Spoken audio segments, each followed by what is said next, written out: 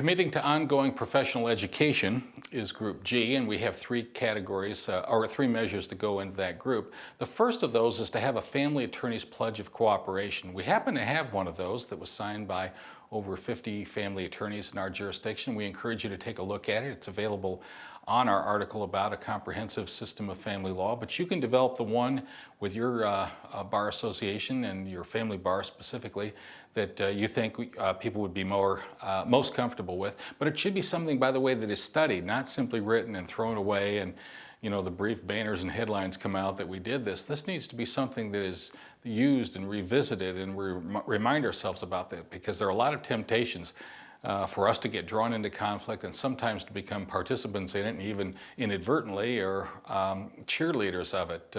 My wife is a therapist, Barbara's a therapist, and she's surprised that in the law we don't study more about countertransference. That is the way in which the professional, in her case the therapist, but in our case the judges and lawyers can get sucked into controversy and become participants in it.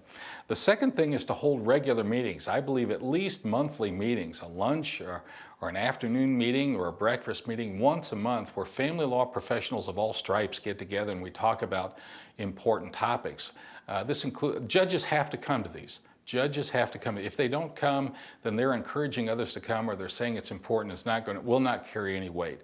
But certainly lawyers, mediators, counselors, custody evaluators, co-parenting educators, parenting